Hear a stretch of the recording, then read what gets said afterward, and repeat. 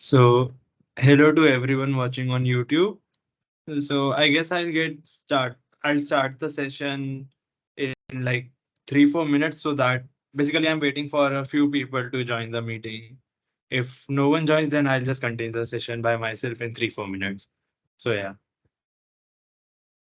I'll start in like 3-4 minutes.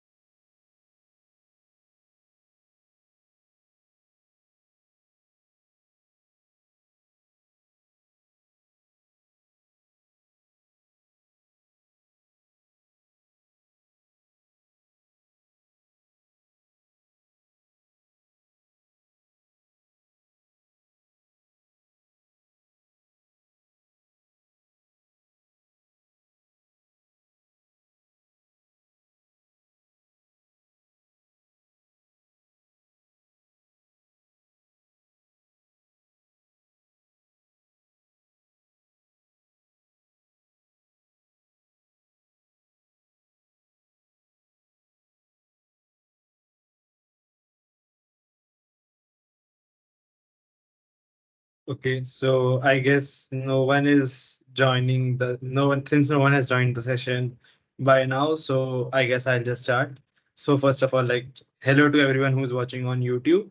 So just to reintroduce myself, I am Lakshya Saggi, the Discrete Maths NPTEL DA for the Tuesday sessions. So I believe this is the fifth session for the Discrete Maths course, and like in today's session, I'll be discussing problems related to sets, basically the this week's content, which was finite and infinite sets, countable and uncountable sets, and stuff like that. So yeah, I have some questions prepared. So I'll discuss those questions which are related to this sort of stuff only. So I guess I'll get started and I'll just share my screen and yeah, we'll get started. So yeah. I'll just share my screen now.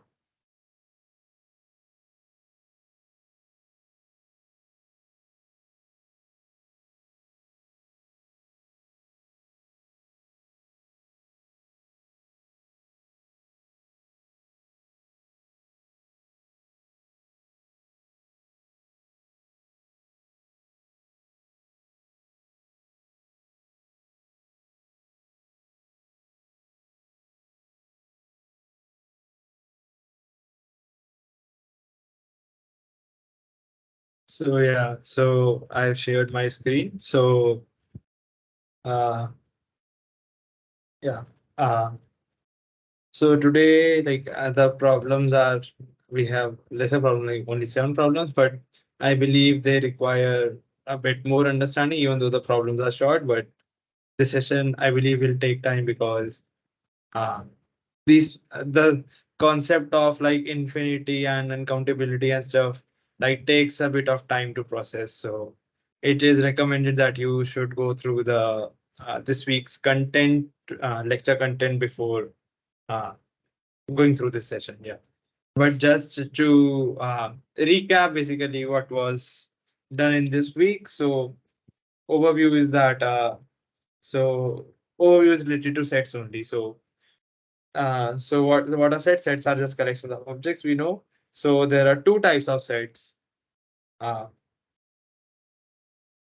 Two types of sets, and which are finite and infinite.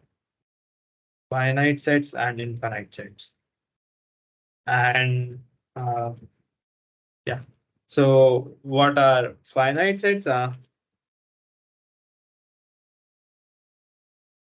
Finite sets are the sets which have bounded cardinality. Bounded means like bounded by an integer. And infinite sets are basically the sets which have unbounded cardinality. And cardinality is just the number of elements in the set. Yeah. Which have unbounded cardinality. So yeah. Like the set of natural numbers would be an unbounded set because there are infinite natural numbers.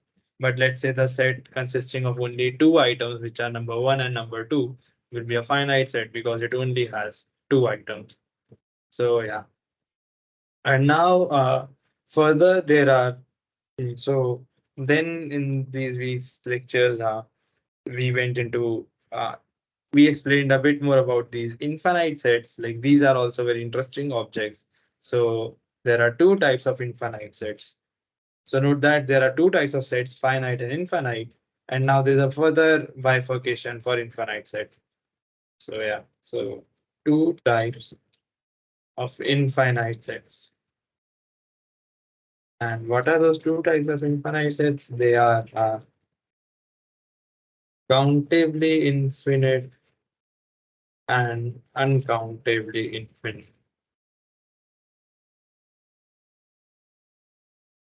So what are countably infinite sets? What are countably infinite sets? Uh, Sets which have basically sets which have a bijection with positive natural numbers. Like the elements of that set can be indexed by positive natural numbers. So which is just same as saying as which have a bijection with z plus. Sets whose elements have a bijection with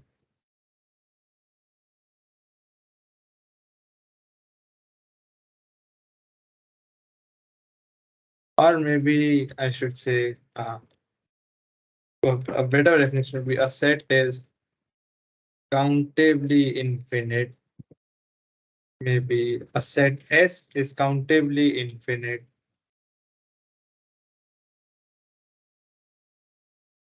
if and only if, maybe let's just say uh, S has a bijection with Z. If and only if S has unbounded cardinality. So first of all, it is an infinite set. And first of all, it is infinite, and so the infinite part comes from here, unbounded cardinality, and this countably comes from the part it has a bijection with Z plus. So yeah, so these are the basic definitions. So yeah, and just to remind you guys what were the basic concepts which were covered in this week. So then so Then in this week, the content which was covered showed like different types of sets which are countably infinite, and how can you show basically if a set is uncountably infinite, which was shown using Cantor's diagonalization argument and stuff like that. So yeah, so the basics on which everything revolves is this only, and so yeah, this is the basic theory. So I guess we can get started now. So uh, the question one says, select the incorrect options from the following statements. So select the incorrect options from the following statement. So there are these four options, and we have this right answer. So yeah, so there are these four options. So we need to select the incorrect options. So maybe we'll just look at all the options. So a bijection between two sets implies that they have the same cardinality. So yeah, if you had have followed this week's lectures and basically last week's lecture, or let's just say the last session also, which I do. In last session, I basically discuss all this sort of stuff. The that basically what is an injection from A to B is just a one function from A to B, and if a one function exists from set A to set B, then we can say that basically the size of set A will be less than size of set B and stuff like that. So yeah, maybe I'll just write it down. So a bijection between two sets implies that they have the same cardinality. So yeah, basically this option is correct. Basically, for two sets A and B, if a bijection exists between A and B, then we can say that cardinality of A is equal to cardinality of B. So yeah, option A is correct. Similarly, coming to option B says injection from A to B implies uh, s- cardinality of A. This symbol is of cardinality. So an injection from A to B, injection from A to B means that injective function exists from A to B. So injective is basically one function. So if a one function exists from A to B, so option B is saying that it implies cardinality of A is greater than cardinality of B. But if you would have followed previous week's content also, so this statement actually is incorrect. If a one function exists from A to B, then it means that cardinality of A is actually less than equal to cardinality of B, and not the other way around. So yeah, so incorrect. If yeah, so it is incorrect because an injection from A to B implies that cardinality of A is actually less than equal to cardinality of B, and not the other way around. So yeah, and so the option C is a surjection from A to B implies uh, cardinality of A is less than equal to cardinality of B. So again, this is incorrect. So surjection is an onto function. So basically, this statement is saying that if an onto function exists from A to B, then it implies that cardinality of A is less than equal to cardinality of B. So this is again an incorrect statement because, as I had already discussed, and a surjection from A to B actually implies that cardinality of A is greater than equal to cardinality of B, not less than equal to. So yeah. So a surjection from A to B implies not less than equal to, but rather greater than equal to. So yeah. So option D is none of the above. So actually, so we had to choose in this first question the incorrect options. So option A was correct, B was incorrect, C was incorrect. So correct answer would be option B and C, as they are correct.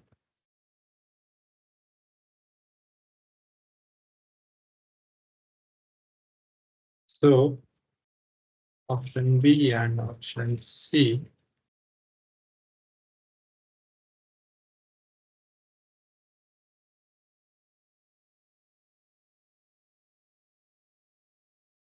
Sounds. So option B, option C is the answer to this question. So yeah, I'll just underline the correct answer. So you can keep in mind. Note that we have to select the incorrect options. So that's why option B and C were correct. If we had to select the correct option, then A would have been correct. And note that you can derive A from this statement B and C. Basically, what's a bijection? A bijection is a surjection as well as an injection. So if an injection exists from A to B, it implies cardinality of A is less than equal to cardinality of B. If a surjection exists, it implies cardinality of A is greater than equal to cardinality of B. So if a bijection exists, it means a surjection exists and an injection also exists. So it means cardinality of A is less than equal to cardinality of B. Also cardinality of A is greater than equal to cardinality of B. So which means actually that cardinality of A is equal to cardinality of B. So yeah, so that's why a bijection implies that they have the same cardinality. So yeah, I hope I'm making sense. So I'll just go to the second question then. So second question. Uh, so second question effectively says that select the correct options from the following statement. So maybe we'll go option by option. So yes, there are some statements. Every statement is talking about whether a set is countably finite or infinite. So we'll handle every statement one by one. So yeah. So let's do option A first. So option is that if A is countably finite, then the set A union an element A must also be countably finite, where A does not belong to, where small a does not belong to capital A, is an arbitrary element from the universe of discourse. So yeah. So basically the statement is claiming that uh, if we take a countably finite set and we add another element to that countably finite set, then that set must then the resulting set must also be countably finite. So yeah. So we need to show that this is actually true, right? That if A was countably finite. So like what I'm trying to say is that this statement is correct. Like you can think of it intuitively also that basically a countably finite set can be thought of something as uh, yeah. Okay. So yeah, so first of all, what is a countably finite set? So countably finite set is a set like it does not mention countably infinite, but rather a countably finite set. Maybe I should change the option to countably infinite because for countably finite, the question would have been pretty trivial because if a set A has cardinality of let's say 10, then the cardinality of set A union of this small a will be just 11. So it would also be like finite. That's why countably finite was easy, but I've changed the option a bit, question a bit. So the question is basically now that if A is countably infinite, then the set A union small a must also be countably infinite. So this statement is actually also correct. So an intuitive way to look at this is maybe like even though it is infinity, but it is countable infinity. So maybe adding one to it won't be too bad. So yeah. So how do we prove this?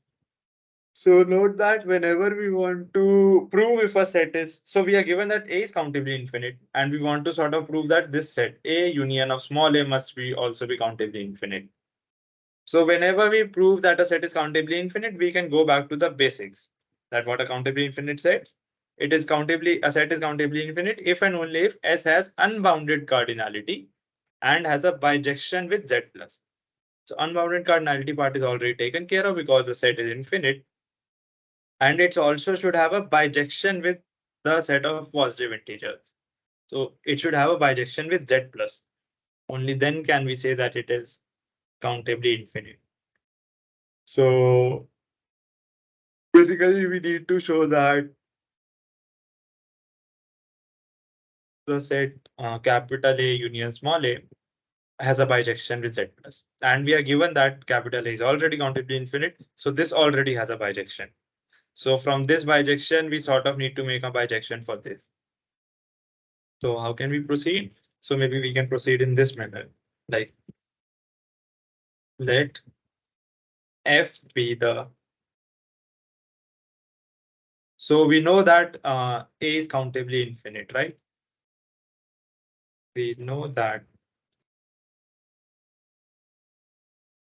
A is countably infinite, right? So what does this mean?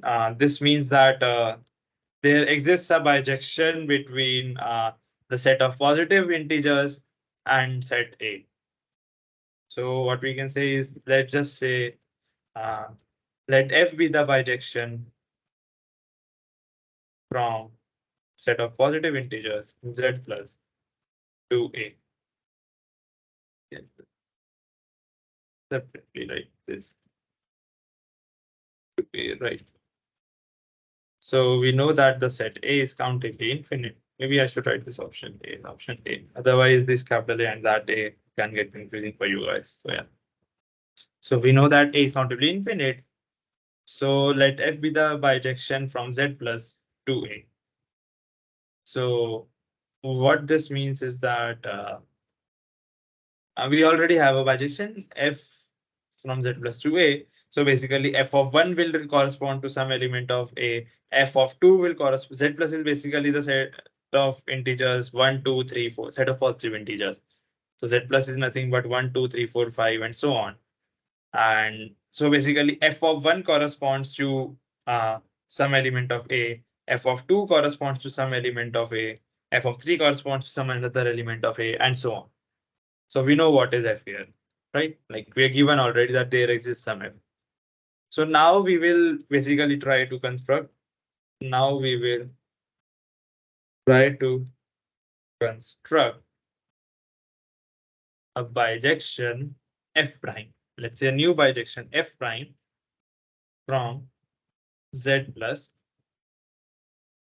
to this set, the set A union small, right? So now I'll try to, I already have a bijection F, which gives me a bijection from like Z plus to A. Now I'll try to construct a bijection F prime, which goes from Z plus to this set. Instead of A, it goes to A union small a. So what can we do here? Note that one might think that maybe we know that F of 1 corresponds to some element of A, F of 2 corresponds to another, F of 3 corresponds to another. So maybe at the end, like at the infinite level, we just say that just append a new value like F of infinity, set F of infinity to be A. But we can't just say directly something as infinity.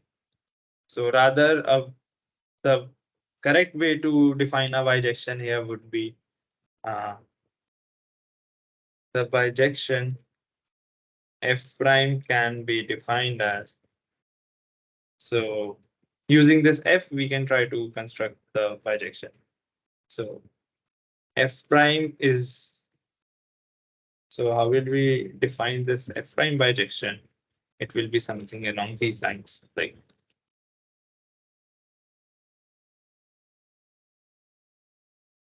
F prime of 1. So maybe instead of appending this A at the end, like saying that F of like F prime of infinity to be A, we prepend it. Like we say that F prime of 1 will be A. And then using this bijections, like we already knew F of 1, F of 2, F of 3 all map to this capital A, right? Now instead I can say that instead of mapping F of 1 to capital A, I map F prime 2 to capital A. Like F prime 2 to the first element of this A, F prime 3 to the second element, F prime 4 to the fourth next element, and so on. So it will be something like this. So So I'll set f prime a to be 1 and f prime of I equals f of I minus 1 for I greater than equal to 2. So yeah. So this will be basically my bijection here. So I hope you can see what I'm trying to do here. So I'm trying to construct a bijection from Z plus to this set A union small a. So for this, how do I do? For I define the bijection by defining the first element as the small a, and then for the rest of the values, like for I equals 2, 3, and so on, I just use the existing f bijection. I just say like f prime 2 will be equal to f of 1. F prime 3 will be equal to f of 2. F prime 4 will be equal to f of 3 and so on. And it is easy to see that basically as these type of things have been done in lectures also. So yeah, it is easy to see that f prime is a bijection from Z plus to this set A union small a. Right. So what this means is that hence uh, so basically if there exists a bijection from Z plus to this set, so this set must be uh, countably infinite, right?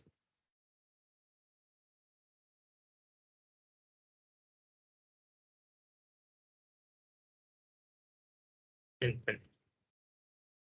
So basically option A is correct. Yeah. So I hope you guys understand what I'm doing here. Now, oh, so I just noticed that two guys have joined the meeting. So Azagarasu and Sadia Mahin. So since no one had joined the session at 6 p.m., I had already started with some of the questions. So first of all, I just discussed basic introduction, like preliminaries, like what are two types of sets, what are finite sets, infinite sets, and what are two types of infinite sets, basically countable infinite and uncountably infinite. And then I characterize what are countably infinite sets, the sets which have a bijection with which are unbound, which are infinite, and they also have a bijection with a set of positive integers, which is Z plus. So yeah. Then there was this first question. If you have missed it, then and you want to go back to it, maybe you can view this in the recording also. This lecture will be uploaded on YouTube, so maybe you can go on YouTube after if you want to if you want to check out what we discussed in the first question. Also, it was a straightforward question. And then now, and I have just started with the second question. I have discussed option A here. That option A is correct. Basically, I showed a bijection here between Z plus and this set. So yeah, maybe if you have any doubts, maybe you can ask me right now in chat, or like if you feel that you have missed something which I discussed like in this question, or you want to like revisit first question or something, maybe you can just instead watch the recording of this lecture later. But in the second question, like if you have some doubt in this option A, maybe you can ask me right now.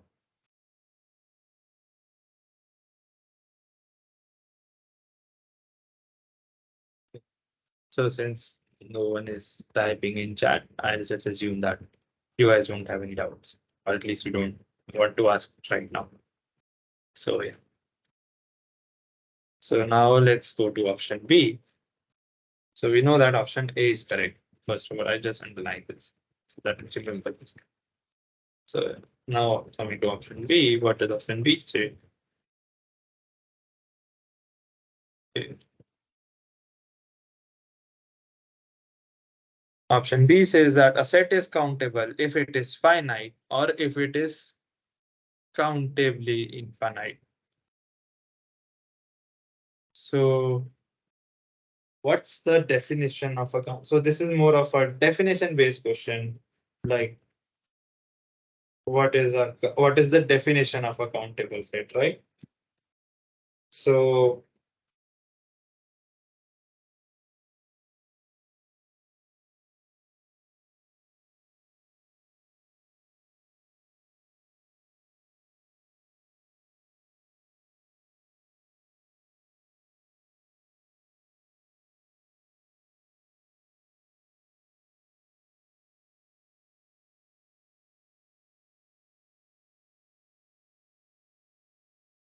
hello. Okay, sorry, I guess my internet connection broke down a bit. Can you guys hear me? Hello, Sadia and Azagarusu. If you can hear me, maybe can you let me know in chat or by a thumbs up if you can hear me?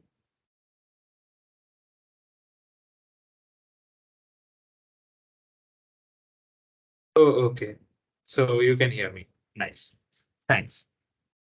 So yeah, coming back to this. So option B for we were discussing the second question, and second question said that in the option B that a set is countable if it is finite or if it is countably finite.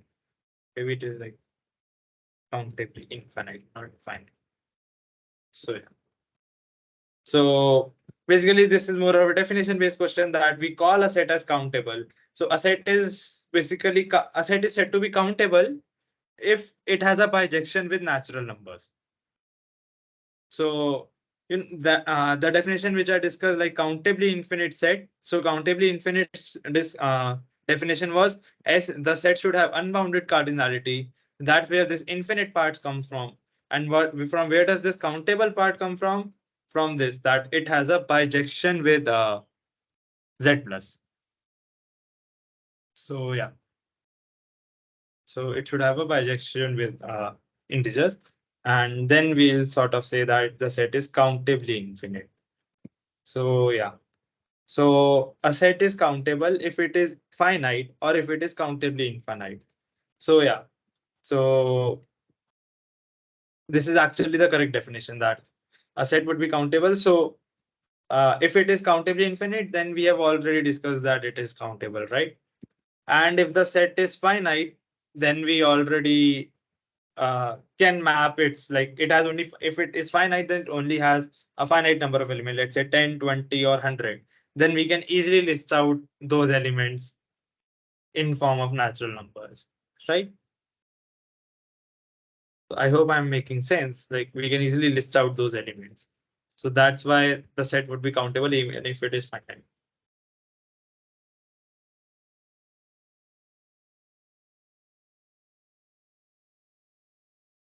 So this option B is correct as it's the definition of countable sets. So yeah.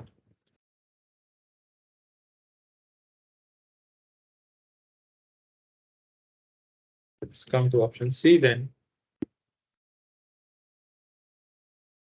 So option C says the set of Asaguru, your hand is raised up. And do you have a doubt in something? Or is it by mistake?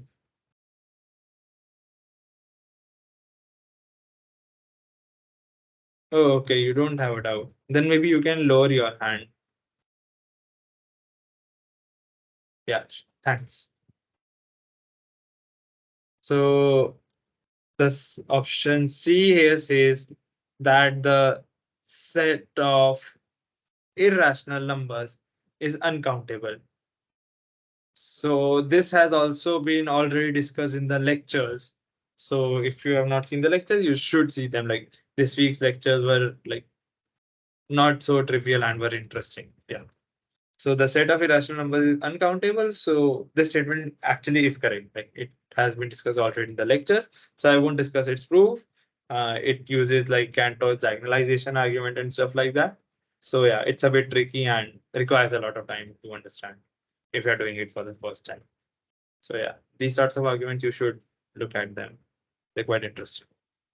So yeah, so actually this statement is correct. So yeah, the set of irrational numbers is uncountable. So as we have seen that basically option A is correct, option B is correct, option C is correct. So yeah, all of these options are correct. So basically option A, option B, option C is that. So yeah, A, B, C, all three statements are correct here. Now coming to third question, maybe I'll just put all the third question in next page. So yeah, coming to this third question. So third question says that select the correct options from the following statements. So, hmm, so let's just do it option by option again. So, like all of the questions in this week's uh, problem sheet, or like let's say this assignments, are based on like uncountable sets and countable sets and stuff like that only. So yeah, so in all the questions you will see this countable, uncountable, and these sorts of arguments only. So yeah, so let's just look at the uh, option A for now. So just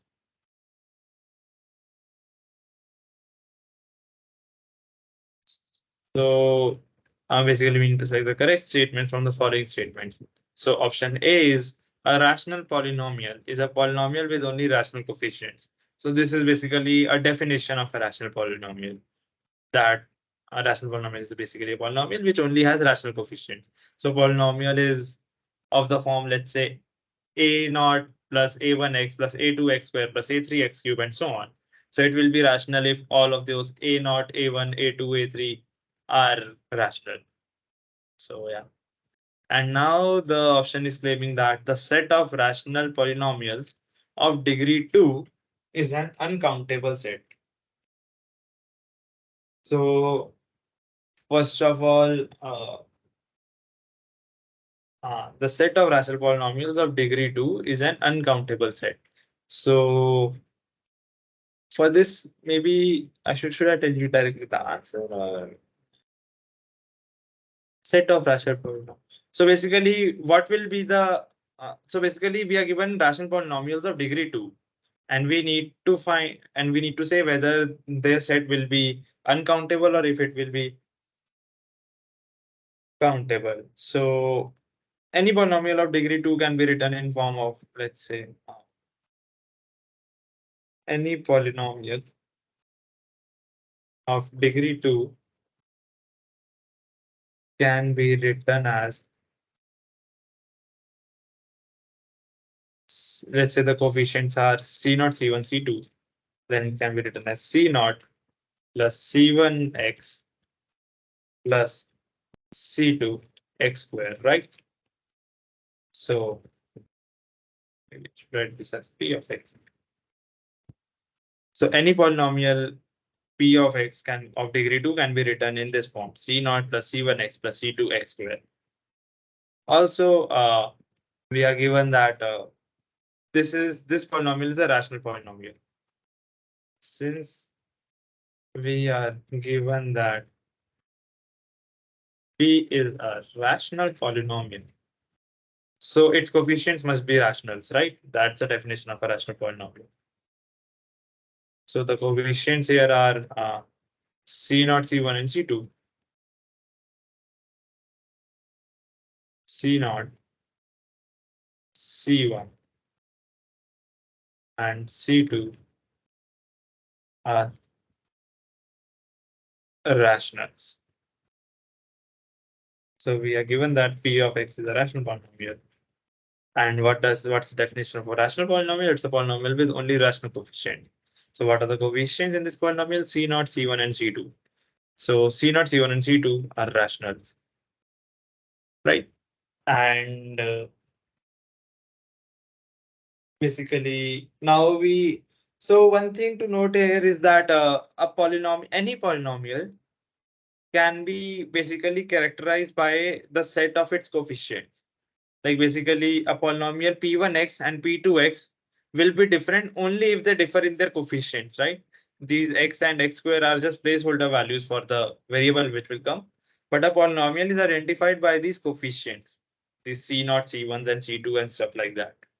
So uh, basically what I can say is that uh,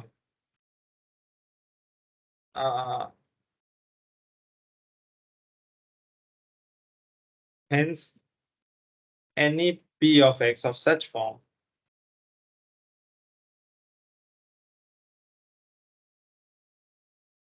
any p of x of such form can be characterized using the triplet, can be characterized maybe by the triplet,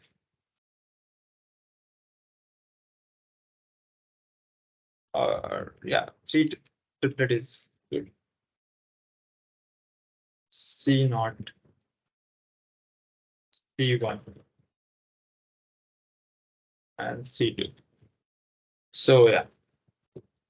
So these C0, C1 and C2 basically matter in the definition of a polynomial. Maybe I should write not hence, maybe I should write that. We know that uh, any px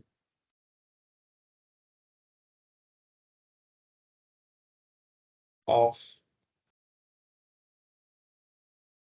can be characterized, maybe we should write that any polynomial, not just it's this property is not specific to this polynomial, but it's specific to like all the polynomials in general, right? Uh, maybe I should write this in this that only, or yeah, I guess here it goes. So we know that any polynomial can be characterized by its coefficient. So any polynomial can be characterized by its coefficients. Like basically, any polynomial can be characterized by the coefficient of x to the power n, x to the power n minus 1, x to the power n minus 2. Like if you give me all the coefficient, like what's the coefficient of x to the power n, what's the coefficient of x to the power n minus 1, what's the coefficient of x to the power n minus 2, and so on. From that, basically, what I'm claiming is I can reconstruct the polynomial. And how will I reconstruct? I'll just write down the polynomial as c naught plus c1x plus c2x squared plus c3x cubed up to c and x to the power n. So yeah. So basically, here we'll try to characterize the polynomial is of the form c naught plus c1x plus c2x squared. So px will be characterized by this triplet. Px will be characterized by the triplet c naught, c1, c2.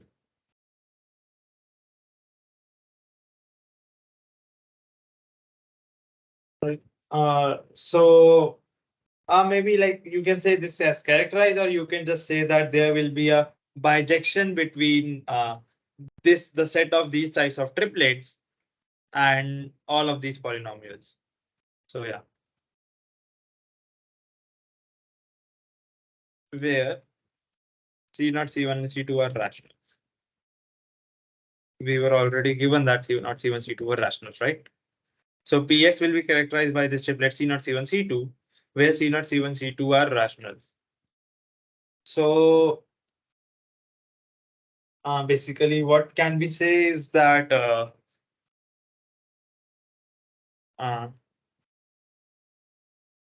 the set of rational polynomials of degree 2, this set will be basically we know that C0, C1, C2 are rationals, right?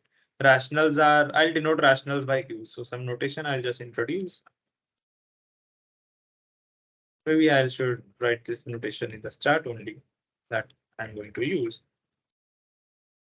Notations. So I'll be using this notation Z, which says the set of integers, the notation Z plus, which is the set of positive integers. Then I'll also be using the notation Q, which means the set of rational numbers. So yeah, for now, I guess this much notation suffices. So Q means set of rational numbers, Z plus is set of positive integers, which we have already discussed. Z is set of all integers. So I'll be using this Q here now. Q is just set of rational numbers, right? So what can you say? So we know that Px will be characterized by the triplet C0, C1, C2, where C0, C1, C2 are rational. So basically they belong to the set Q. So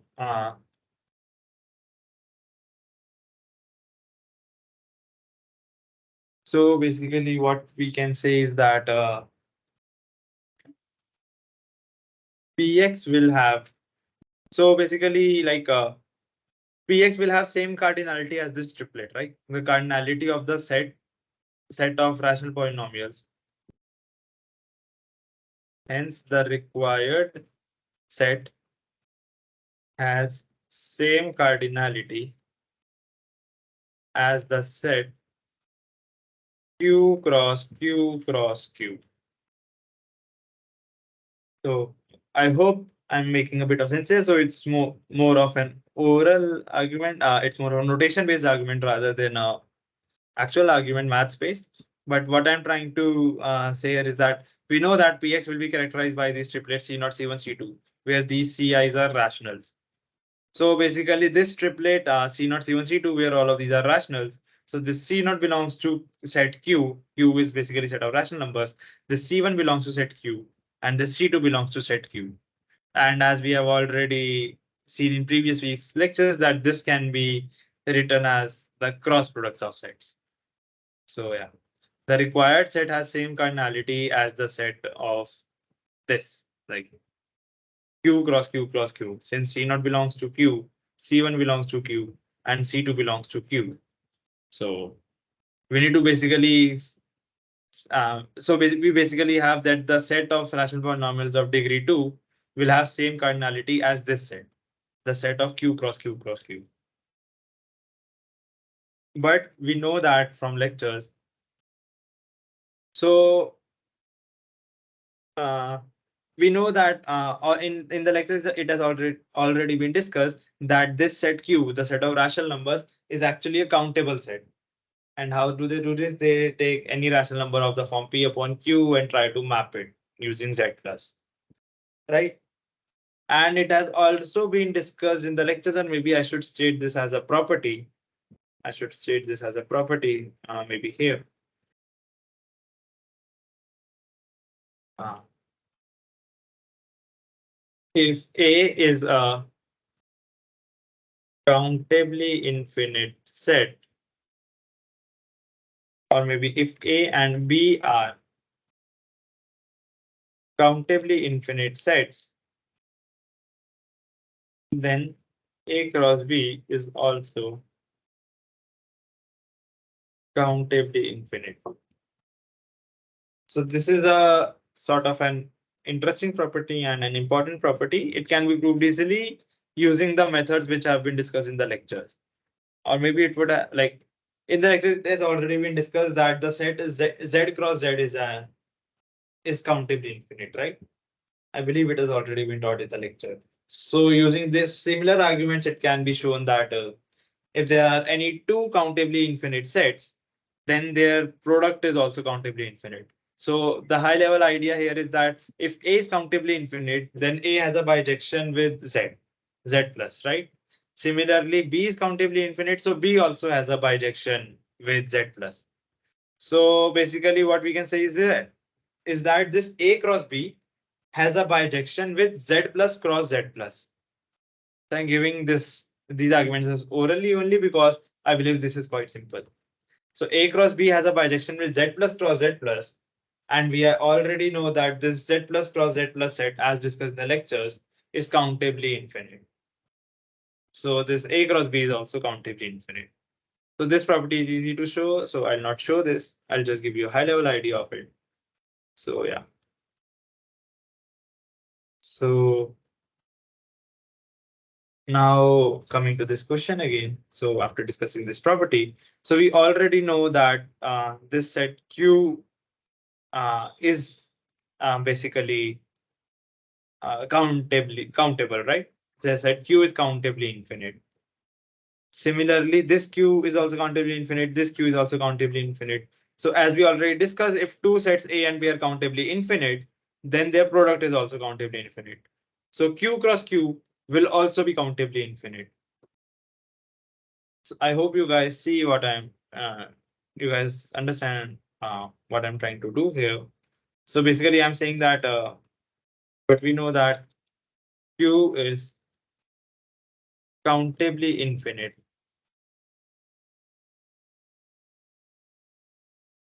And the product of countably infinite sets is also countably infinite.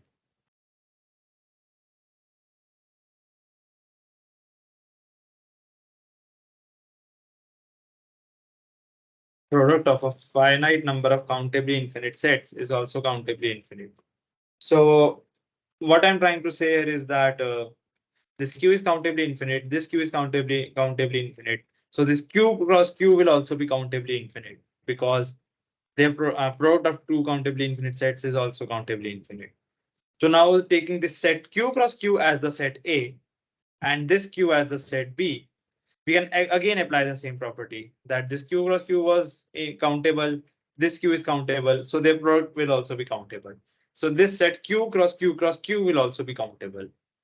So that's what I'm trying to say here, that Q is countably infinite. And you can repeat the same procedure again. So similarly, Q cross Q cross Q cross Q cross Q, like 100 number of times, will also be countable. So something like this is basically what I'm writing here, that we know that Q is countably infinite, basically Q is countable, and product of a finite number of countably infinite sets is also countably infinite. And why is that? Using same argument, like a finite number of countable sets. So finite number, let's say 100 countable sets, the product of 100 countable sets will also be countable, similar to the argument used here. So I guess it follows easily that this Q cross Q cross Q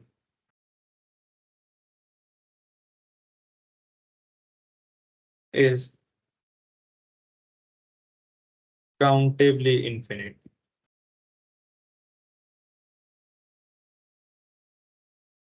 So this Q cross Q cross Q is countably infinite, which means that our set of rational polynomials of degree 2 is also countably infinite. But it's so basically a countably infinite set is a countable set, right? But option A claims that this set is an uncountable set. So option A is incorrect.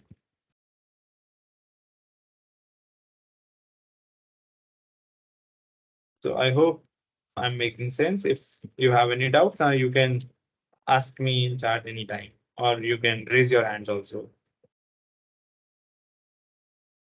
So is it clear with everyone? Asaguru Sadia. Okay, it's clear. Thanks. So whenever you encounter doubt, you can just type in chat and ask me. Okay. So we know that option A is incorrect. Now coming to option B. So option B says that the set of finite subsets of N is an uncountable set. So what is N here? Basically, another notation which I've missed. Maybe N is just the set of natural numbers. Maybe I should write it here in the notation section. N is just the set of natural numbers. Sorry. So yeah. So coming back to the question again, the set of finite subsets of N is an uncountable set. So again, we need to find out whether this is countable or uncountable, and about what set do we need to answer this query? The set of finite subsets of N. Right. So Basically, we know that n is a countable set, right? Because n is just natural number, so it is 1, 2, 3, 4, 5. So natural numbers can be mapped to themselves. So the natural numbers are countable. And now we want to sort of show that the set of finite subsets of n, whether it is countable or uncountable. So note that one thing which I wanted to tell you about this was uh, here this finite term is very important. So what do they mean by finite subsets? They mean the subsets which are finite.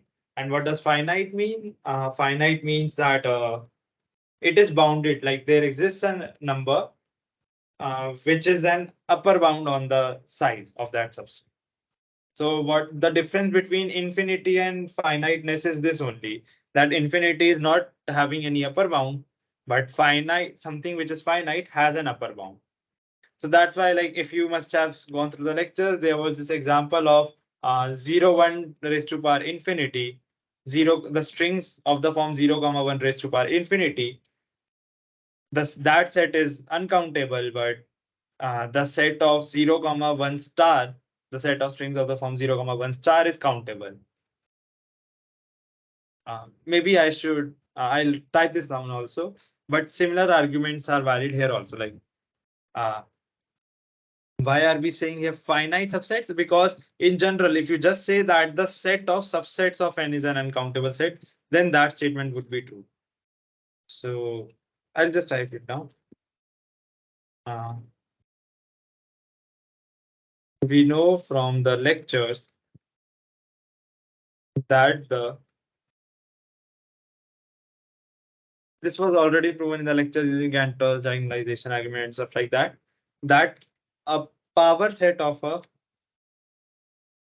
countably infinite set is uncountable. So note that we were told in the lectures that the power set of a countably infinite set is uncountable. But what is a power set? Power set is nothing but basically the set of all the subsets. Power set is power set is the set of all possible subsets.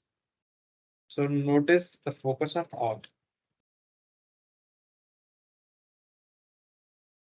all possible subsets. So these subsets can be finite subsets as well as infinite subsets.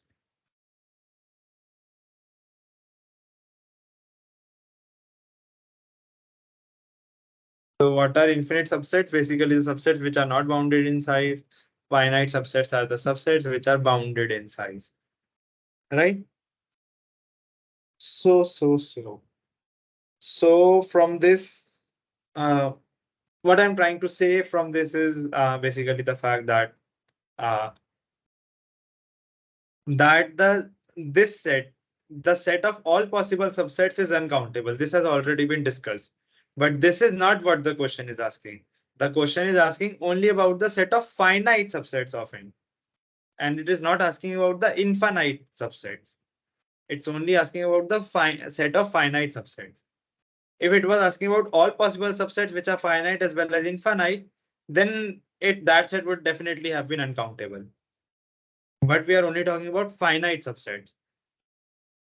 And like you can basically, this must have been this sort of thing has already been discussed in the lectures also. So give I'll just give you the statement and you can go to the lectures to see this yourself. So maybe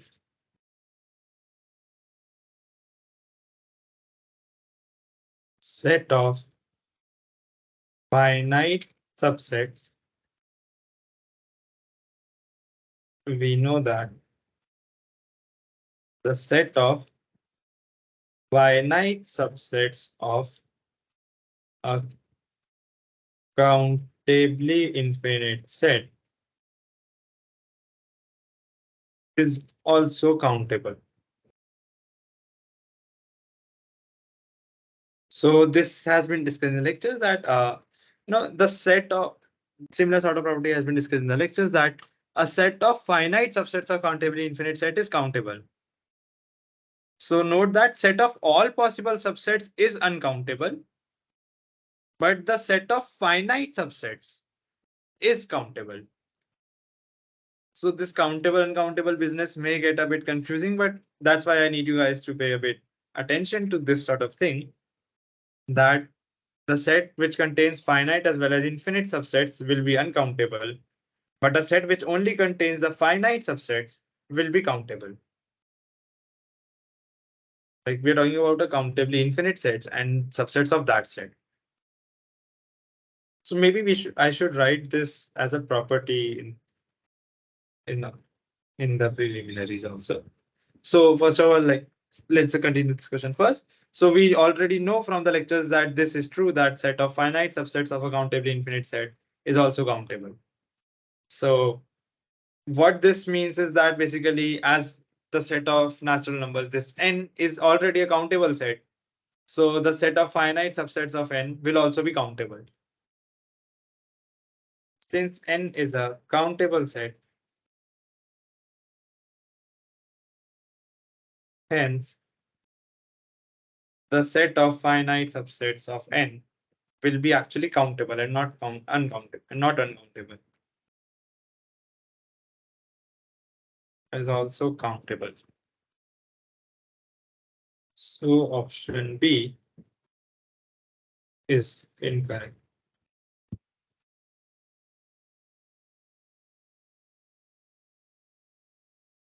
So I hope this distinction is clear to you guys. Maybe I should write this sort of thing down in properties also.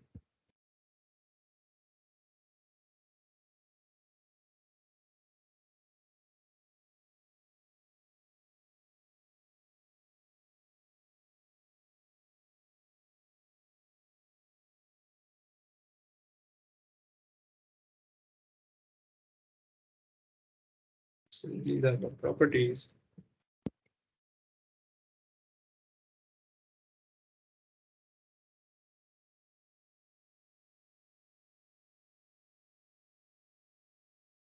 What are the properties?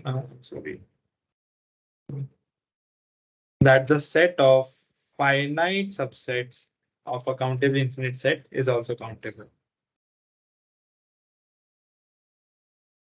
So this is one very important property which you should always keep in mind. So I've written these properties which are sort of very important, which will also help you solve questions, or and these are easily proven like in lectures, or you can easily prove this yourself also. So set of finite subsets of a countably infinite set is also countable. And similarly, another property is that uh, power set of a countably infinite set is uncountable.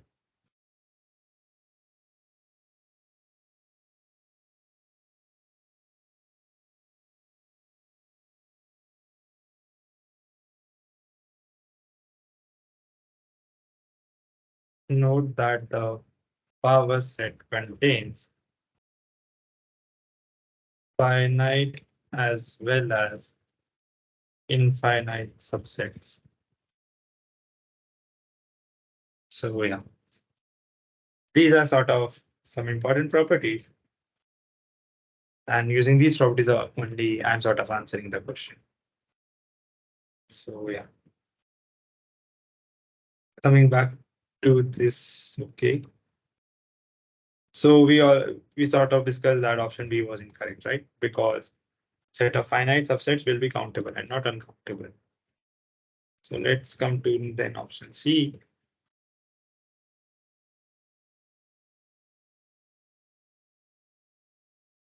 Option C says that the set of complex numbers of the form a plus iota times b, where a and b belongs to z, basically a and b are integers, and iota, this I have written this as I, but this is actually iota. We know iota in complex numbers, which is just square root of -1.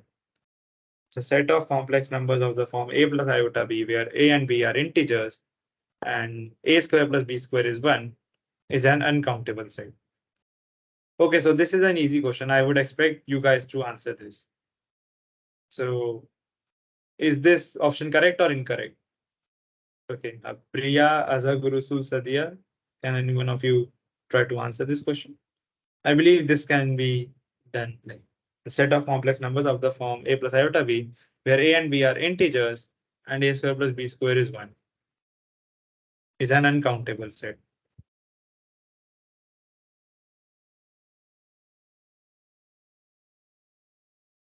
Okay, so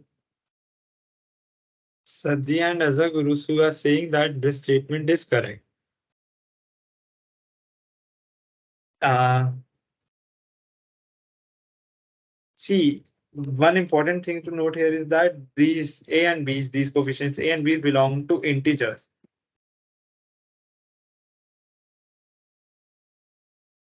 So I just want to point out one thing. So you guys are saying correct. So actually, uh, this statement is actually incorrect. Uh, these are not uncountable. This is a countable set. Whenever you are looking at the problem, you should always look at the domain, guys. Like it's very important. Like so, the domains of variables also matters. Like same thing can become countable or uncountable depending on the domain. So here said we are looking at the set of complex numbers of the form a plus iota b, where a and b are integers and a square plus b square is 1. So note that integers such that two integers a and b such that a square plus b square is 1. How many possible integers are there? There are only two pairs of integers possible when a is 1, b is 0, or b is 1, a is 0. In no other way can I form.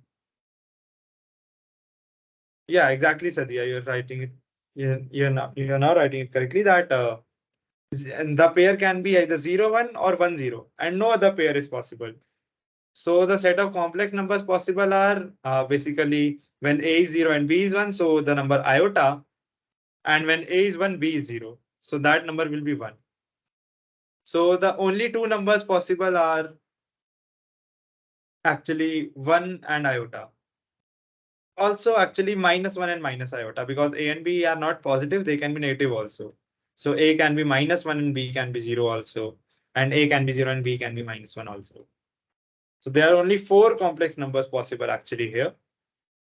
So since there are only four numbers, four elements in this set, then this set is actually countable, not uncountable, right? If so, I hope you get my point. Otherwise, like, yeah, if a and b were not a and b did not belong to integers, but rather they were real numbers, then your claim would have been correct, because there are infinite real numbers between 0 and 1. So from that, you can easily claim that this will be uncountable set. This will be, so note that this will be uncountable if a and b are belong to real numbers, but this will be countable if a and b belong to integers. So the domain of the variable matters a lot. So whenever you're answering any question, take care of this sort of thing. So yeah. So as a and b are given as integers, such that a square plus b square is 1, the only possible values of a comma b are uh, 1 0 0 1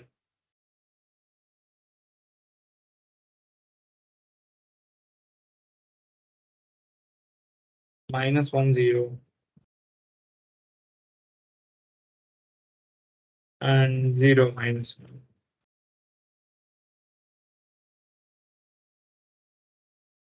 So the set has, so basically for these four values of a and b, the set of complex numbers for of this form will be just the set contains the elements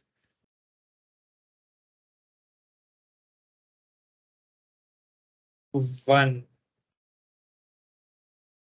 -1 iota and minus iota and nothing else. As this set has only 4 elements, it is countable. Hence, option C is incorrect. So I'll add a note here also. We note that in option C,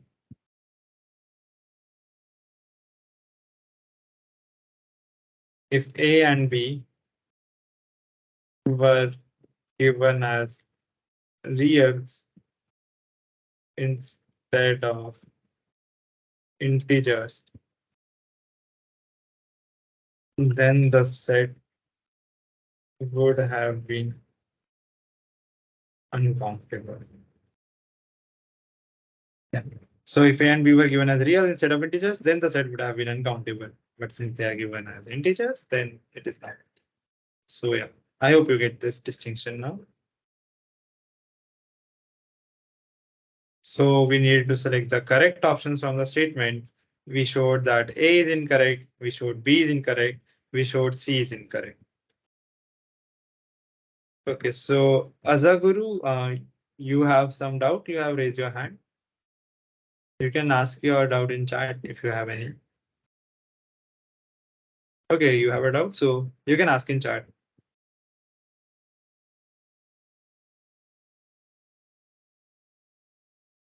You can type out your doubt, Azaguru.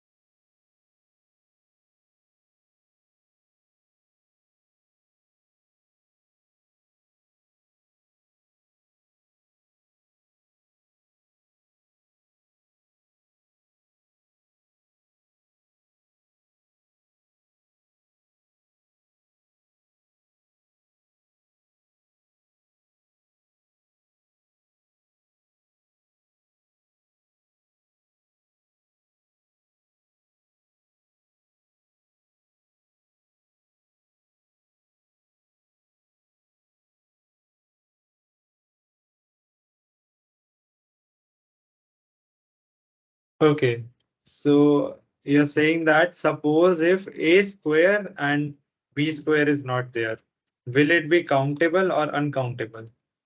Okay, so Azaguru is asking, so suppose in this question we were given that set of complex numbers C of the form A plus iota B, where A and B are integers, and A plus B is equal to 1. Instead of saying A square plus B square equal to 1, we just had A plus B equal to 1.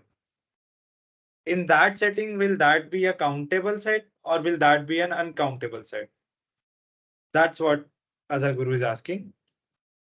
So I think it's a good question, but I believe it can be answered by yourself, guys.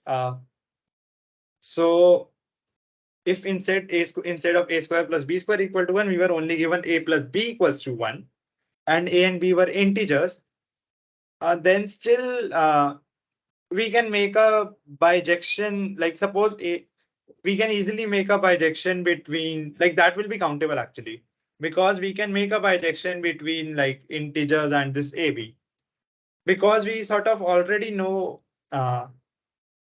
we guys already like see the set of complex number will be defined by all possible pairs A comma B, right? And A B both belong to the set of natural numbers only, right? A and the set of integers. So A and B both belong to this Z set only. So the pair A comma B will always belong to the set Z cross Z. No matter what the condition lies here, no matter if we are given A square plus B square is 1, A plus B is 1, A cube plus B cube is 1, or anything like that, nothing is compulsory. You can just straightforward observe the fact that A and B both belong to integers. So A comma B pair will always be a Z will belong to the set Z cross Z. And we have already discussed that the set Z is countable. So Z cross Z is also countable. So this will always be countable, no matter what the condition here says.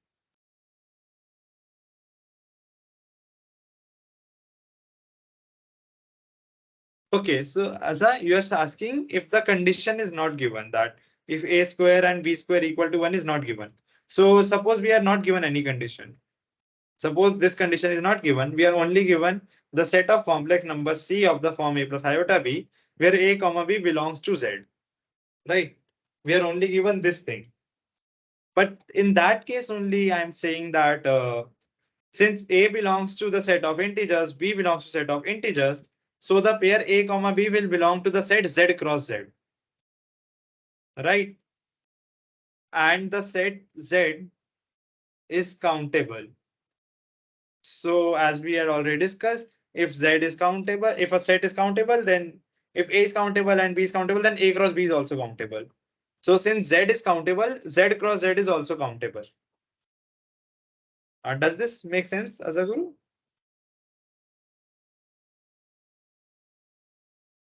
That any pair A comma B will belong to the set Z cross Z. And Z cross Z is countable. We already know from the properties. Okay. So Sadhya is asking how is Z countable?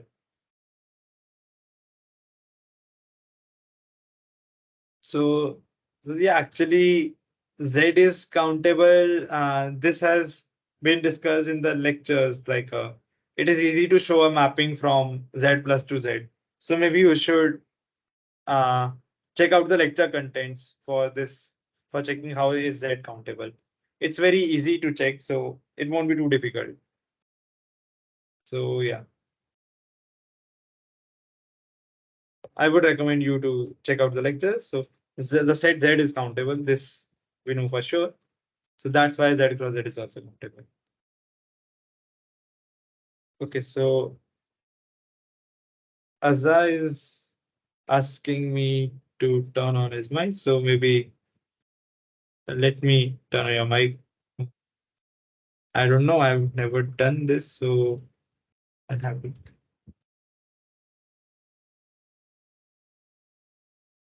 check how to do this.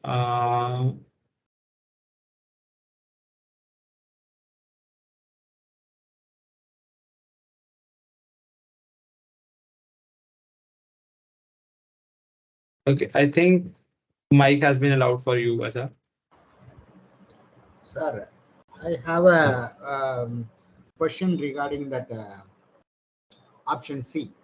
If the condition a square plus b square is not given, Yes. uh, we can have the complex numbers, like suppose if we have the a value as 1 Yes. and varying the b as 1 to Yes. different Yes. Yes. integers Yes. up to infinity, Yes. and that will be a uh, finite number of numbers as Z have. I Yes. mean, countably infinite number of numbers. Countably infinite. Suppose I'm changing my a as 2, Yes. Then again, and it will be countably infinite. again I'm varying my b as from integers from 1 to infinity. Yes. Again I'm varying my a as 3 and Yeah. varying So my yeah. varying So my you are b basically asking now I'm varying A from 1 to some 1, 2, 3, 4, 5, 6, and you're also varying B from 1, 2, yes, 3, 4, 5, 6. infinite number of infinite countable infinite Yeah. countably So infinite. that's what I was also saying. So what I was saying was basically, so the problem basically boils down to asking that if A and B both are integers, then what will be the cardinality of this set? Like the set of all possible A comma B pairs, right?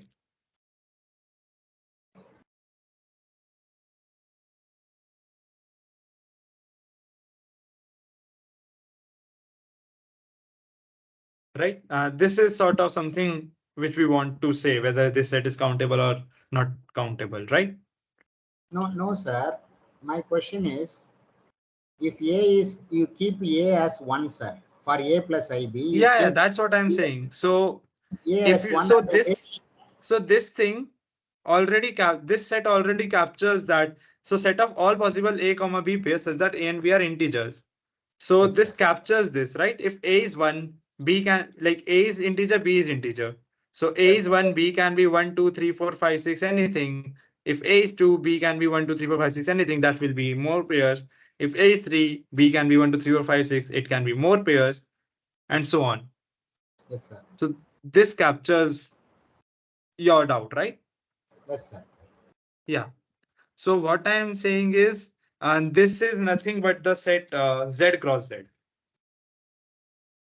That basically, the what is the cross product of sets, right? Yes, It sir. has Yes. been discussed in previous lectures. So My we are yes, sir. picking. My doubt is, Yes, suppose you said that a finite number of countable set is countable, yes. and if we varying A and B like this, you will get infinite number of countable sets. No, no, no, no, no, no, no. Uh, that if we are thinking in that sense, that will be sort of a union, not a, like, what I'm trying to say is, I said this. Where did I say? Uh, the product of a finite number of countably infinite sets is also countably infinite. Okay, Right? okay. I said the product, not the union. So this is a product, right? Uh, Yes, sir. this Z cross Z is a product. Yes, sir. Like, this will be a product, so that's why this will also be countable. Yes, sir. Yes, It makes sense, right? yes, sir. Now, so coming to your next, so like what I'm trying to say is, so maybe if you are thinking it in terms of unions, like if you're thinking in terms of a equal to 1, then a equal to 2, a equal to 3, and so on. So you're basically taking unions of multiple countable set, right? Yes, sir. In that case. So union can be thought of as something like a cross product only. So that will also be counted. In that way also it will be countable.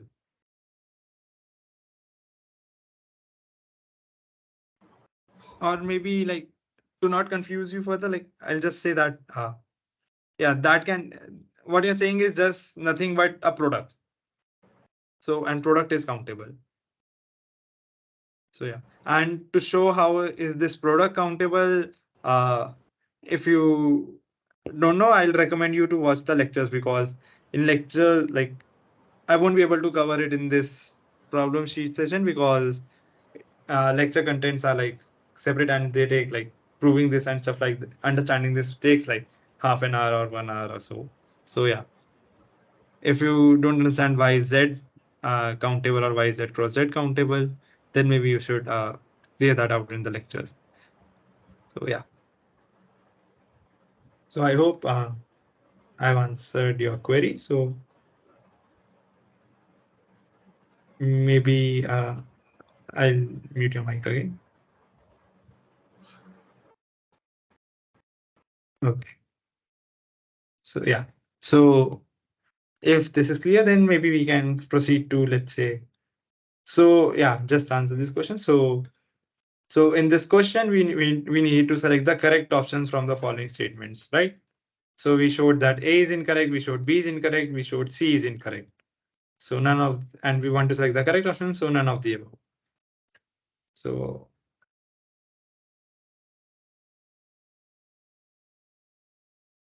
none of the above is the correct option in this question.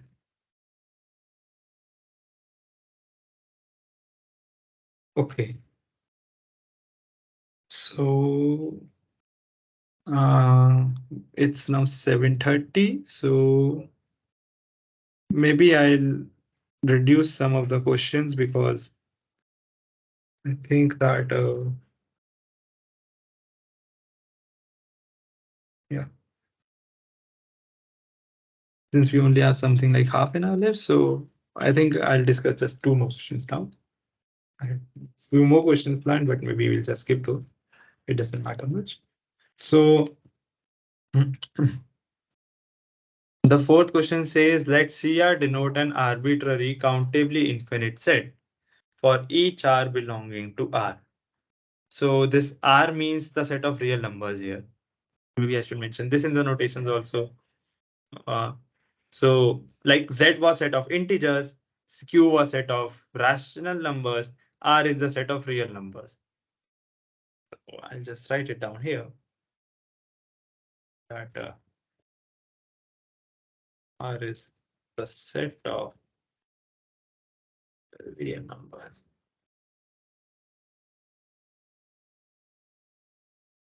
Right? So if R is the set of real numbers, then and we know that first of all, like just pointing out again that this set of natural numbers is countable. Like it has like it's the definition of natural numbers. Similarly, this set of integers is also countable. Similarly, the set of positive integers is also countable. The set of rational numbers is also countable. But this set of real numbers is not countable. It is uncountable. So these are some properties like which have been discussed in the lectures also. So yeah. So only this is uncountable. All of these above four are countable. So we'll just keep this thing in mind. Okay. So what this gives us is that yeah. So let's just come to this question then. So let's here denote an arbitrary countably infinite set for each of the R's. So for each of these R's, so these R's can be basically uncountable because there are uncountable real numbers, right? So there can be uncountable such R's. So let's here denote an arbitrary countably infinite set. So for every R, there exists a set CR, which is countable. Although R's can themselves be uncountable, but the set CR is countable. Okay, so these are two separate things. The R is separate and this CR is separate. CR is countable, but the set of these R's will be uncountable. This is just in the problem statement. Now we want to select the correct options from the following statements. So maybe we'll just go option by option. And here also, I believe I'll just have to give you of the properties and we'll be using those properties only. So the first option says that, so this is basically a union symbol. I hope you all know what is union of sets. So CR basically is a set. So union of CR where R belongs to capital R is a countably infinite set. So first of all, let's just look at this set. What does this mean? So CR is a countably infinite set, right? CR was given to us as countably infinite. And now we are taking union of such CRs over all R's. So like over where R are all rational numbers. So we are taking the union of let's say C0, union C0.1, union C0.2, union C all the rational number, all the real numbers in between also. Right? So is this countable or is this uncountable? So Sadia has written in the chat that it is false. So yeah, you're actually correct, Sadia. So it is false. So actually this set will not be countable, it will be uncountable. And maybe uh,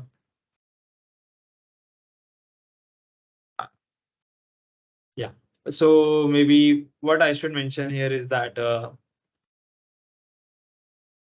so one thing to note here is that maybe I should mention this in properties only, or I don't know. Yeah, I should mention this in properties only. So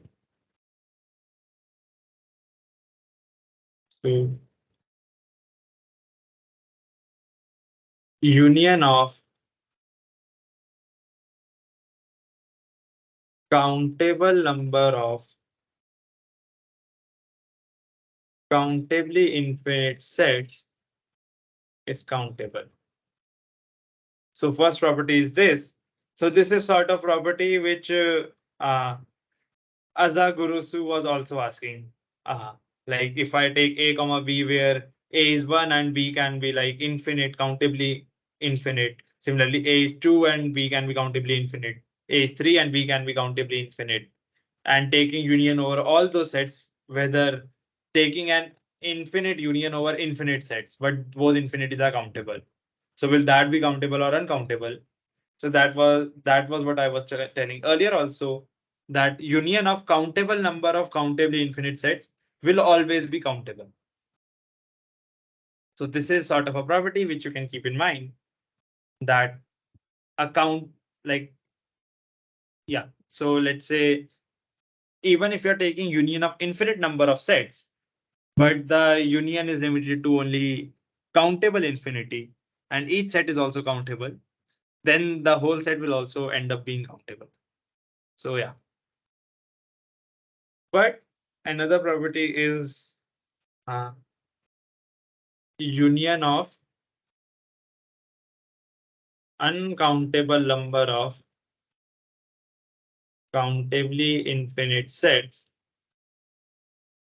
can be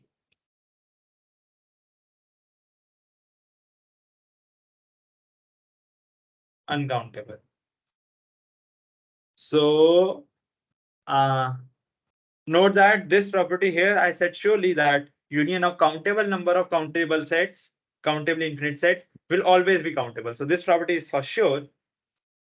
But this property, which says that suppose we are taking union of these countably infinite sets only, but we are taking uncountable number of such sets.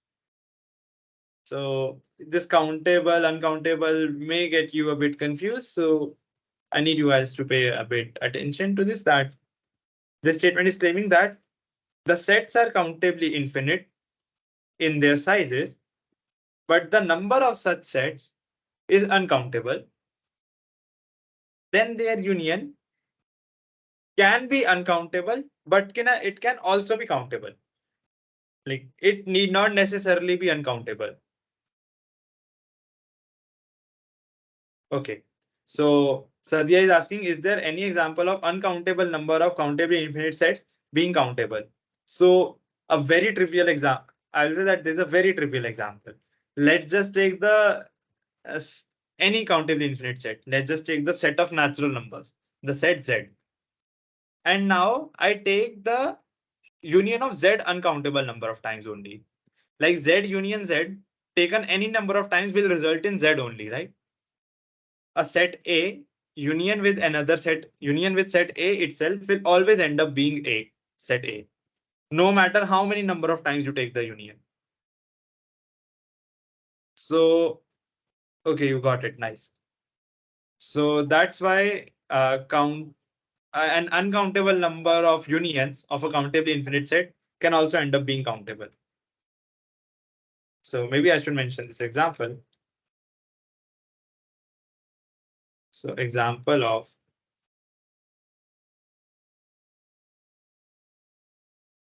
uncountable number of countably infinite sets being countable. And what's the example?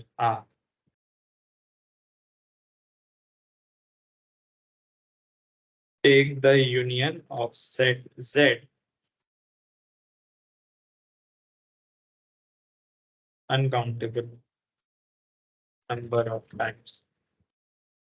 The result will be Z, which is countable.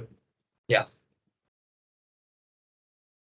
So I hope this answers that. It can be uncountable, but it need not always be uncountable. It can also end up being countable. So yeah. So now coming to this question. So let's CR denote an arbitrary countably infinite set, then select the correct options. So note that CR denotes an arbitrary countably infinite set. So CR need not be all equal. Like I said in this question, like I said that these can be uncountable, it can also be countable.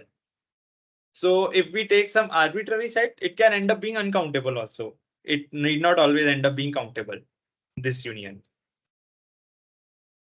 So coming back to option A, I'm going a lot of back and forth. Sorry for that. So yeah, it's just to explain myself better. So option A says that basically we are taking union of this set CR. CR is countably infinite set. CR is countable, but we are taking the union uncountable number of times, right? So this is a countably infinite set. So this statement is actually false, right? Because uh, this statement is actually false because we can easily say that and there will also be, as I said, that there can be examples where it can be uncountable as well. It can be countable. It can be uncountable as well. So this statement is false uh, as given by the property as uncountable union of countable sets can be uncountable. So coming to option B now. So option B says like it is. So option A said it is countable. Option B says it is uncountable. So is option B correct or incorrect?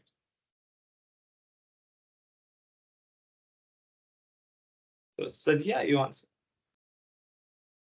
Okay. So Sadia has said that option B is true. But Sadia, didn't I just say that? So option B says that this set is an uncountably infinite set.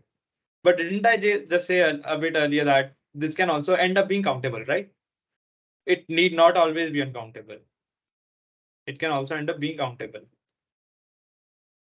So that's why even option B is incorrect.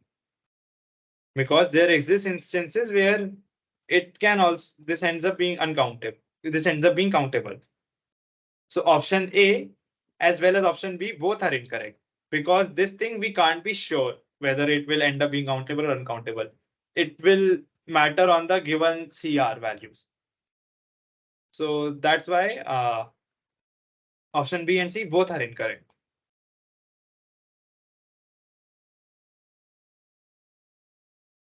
An uncountable union of countable sets can also be countable. So I hope this makes sense. So coming to option C. So option C says, so basically, so in option C, we are taking union over natural values of R. So note that R varies over all the real values, but we are only taking the union over the natural values of R. And we know that natural numbers are countable. That we know for sure. So now basically what we are doing is we are taking the CRs, which are countable, and we are taking their countable union. So we are taking a countable union of countable sets. So this, as I mentioned in the property earlier also, it is for sure that this will always be countable. That's why this is true as countable union of countable sets is always countable. I hope it makes sense. So coming to option D, so option D says similar thing like this quantity only is uncountable. But we just said that it is for sure that it will be countable. Option D is false. So yeah. So what's the correct answer? Correct answer is option C. We need to select the correct option. So correct option is only option C.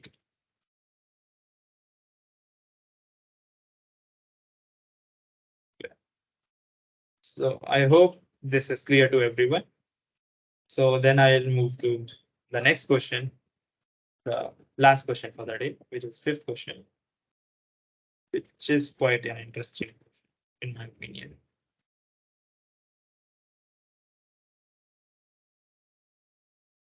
So yeah, So fifth question says that we need to prove that this set of -1 to 1 has the same cardinality as the set 1 to 3. So I hope everyone knows these notations. So this basically means the set. So this notation of this close bracket -1 to 1 means the set of real numbers in the range -1 to 1 with -1 and 1 also included.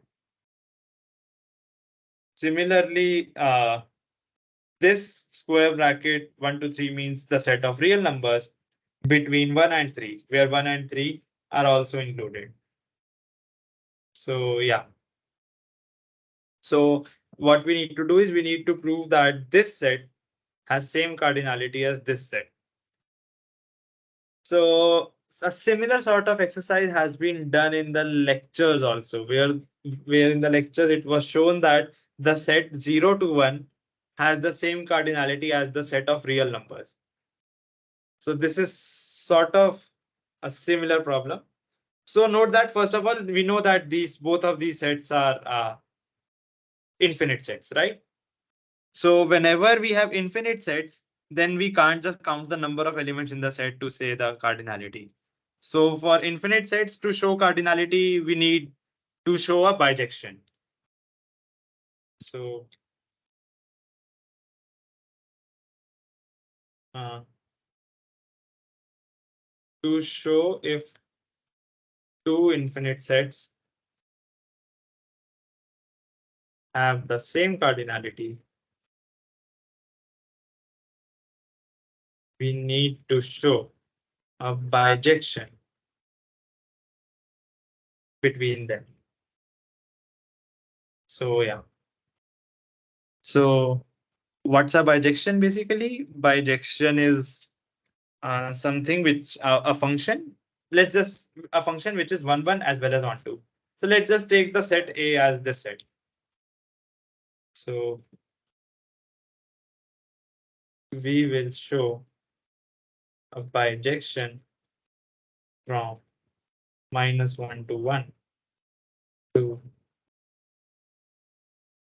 1 to 3, right?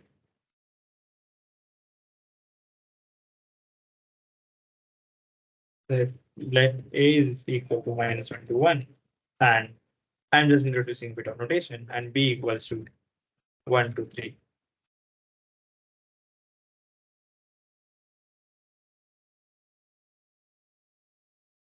Now we need to define a function f from A to B such that f is 1 1 and not 2.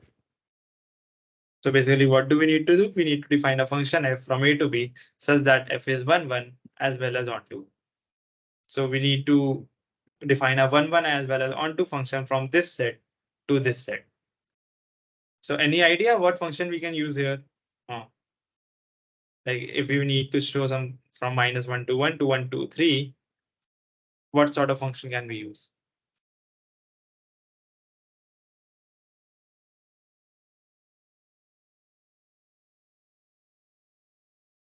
So Sadia, Azza, maybe Priya. Would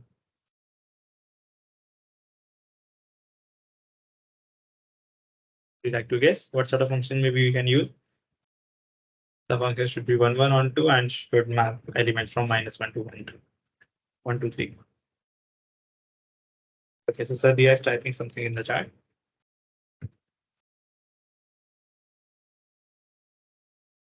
Yeah, addition. So basically like addition of a constant. So sort of something like let's just take a linear, like the most trivial functions are the linear functions, right?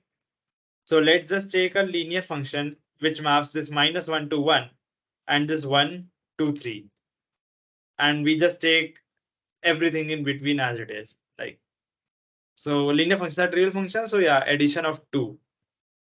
So Sadia is writing addition of 2. So yeah, you're correct actually, Sadia. So that's what we can use. So linear functions are generally the easiest functions to determine, right? So we just try to take a linear function which maps this -1 to 1 and this 1 to 3. and maybe it will give us it will map everything in between also. Let's just try it. So maybe we can just take like, let fx equals to, so a function which maps -1 to 1 and maps 1 to 3. So it will be the function fx equals to x plus 2. It is easy to see. So if we take something, this sort of function, fx equals to x plus 2, then what can we say about this function? So we need to show that this function is on 1, 1 as well as on 2. So we will show that f is 1, 1 as well as on 2. So I believe you guys must have done this in high school or something, like how to show whether a function is 1, 1 or on 2. So let's just prove first thing that f is 1, 1.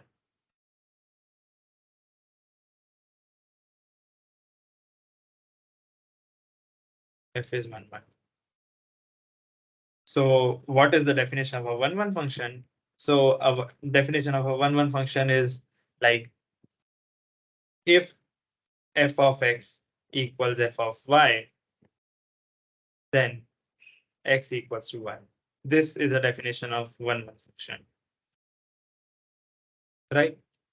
So we need to prove this sort of statement.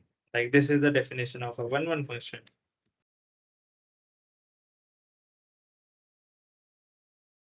1, 1. If f equals to this, implies x equals to y. So let's just see if this is true or not. So if f of x equals to f of y, this means that if f of x is equal to f of y, what this implies is that we evaluate f of x as x plus 2, we evaluated y as y plus 2.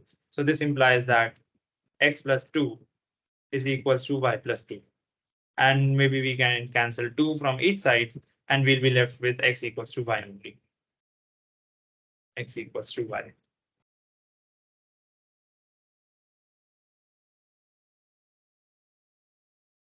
So from this sequence of statements, maybe like this, yeah. So from this sequence of statements, we are able to derive that f of x equal to f of y actually implies x equals y. So f is actually 1, 1.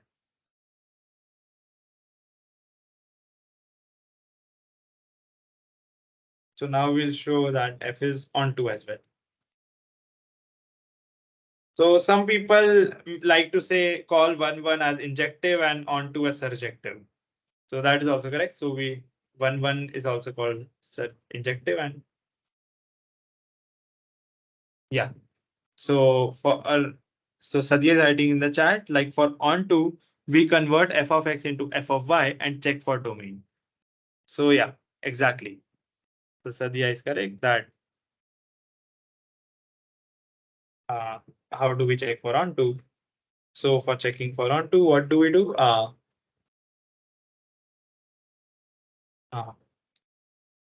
Maybe we can discuss this approach only. So for all y in B in the set, like f is a function,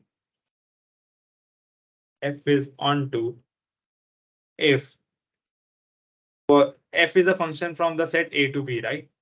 This is set A, this is set B. So we are mapping the set A to set B. So f is on to if for all y in B, for every value in B, there exists an x in A such that f of x equals to 1. So this is the definition of an onto function. Like this is how you check for onto-ness of a function. Like for all y in B, where B is called the domain, there should exist an x. B is called the codomain, sorry. So for all the values in the codomain, there should exist a value, there should exist an x in the domain. A is also called the domain. There should exist a value in the domain such that f of that value, like f of x, should give me the actual value y. So basically what this means is that every value in the codomain, basically every value in the set B, should be mapped by the function f.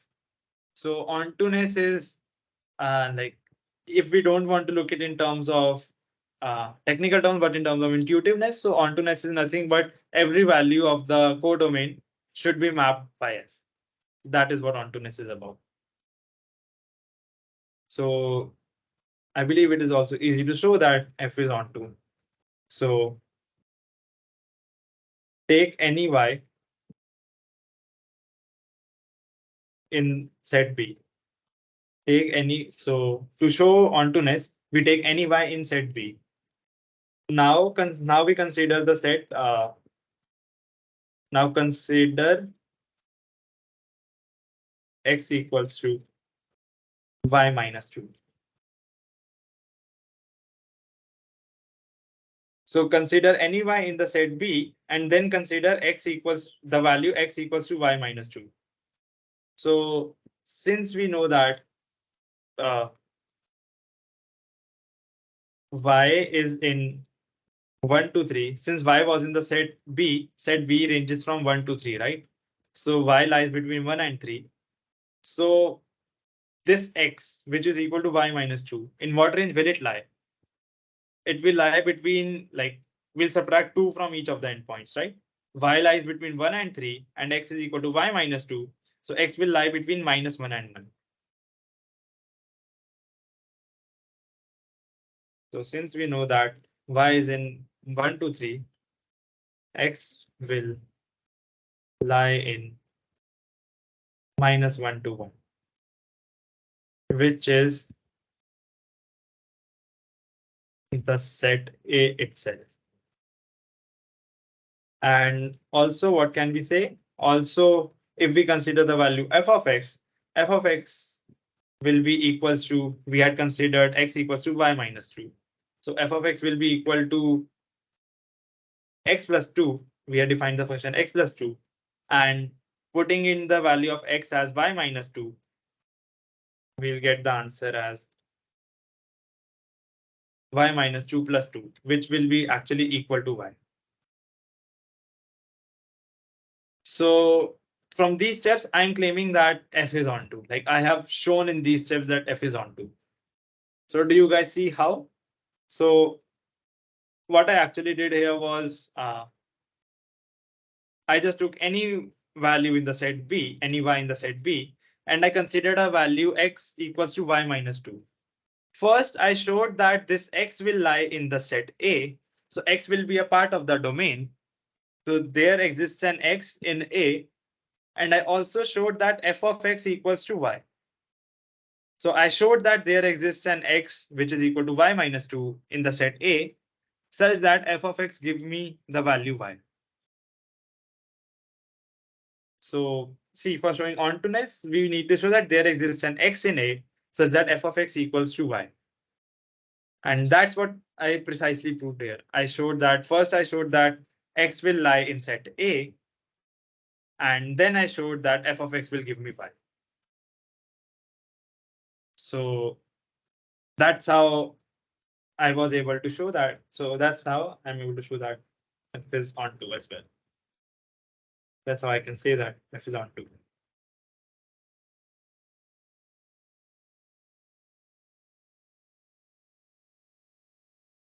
So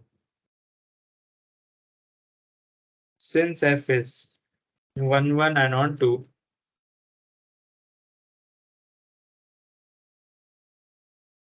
A and B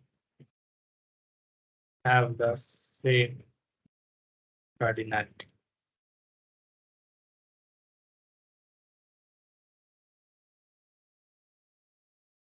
Hence B. So is this last question clear? The steps which I did for on oneness and ontoness, is this clear to everyone? Like, this is on the only content which I like. This is the last question which I wanted to discuss for the day. So we still have like 2-3 minutes left. So if you have any doubts in this, maybe you can ask and I'll try to answer the remaining doubt. Okay, so it is clear for Azhar and Garusu and Sadia. So if like anyone has any doubts, maybe like we have 2-3 minutes left, so we can, in the content which I covered today in all the questions, if you have any sort of doubt, we can like, maybe I can try to answer your doubts, or uh, we can maybe, if there are no doubts left, then I guess we can close the session. So Priya, do you have any doubts left? Uh,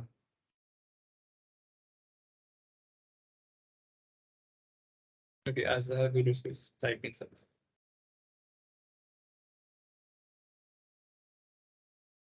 Okay. So you, okay, so I'm assuming so no one has any doubts left. So I guess we can call it a day and close the session for today. So thank you everyone for joining the today's session. So this was our session 5. So we'll meet in the next session, session 6, which will be again on next Tuesday in the same timing, 6 to 8 p.m. So thanks for joining everyone, and hope to see you all next week again. So I'll just stop the recording and you can also leave the session. Bye bye.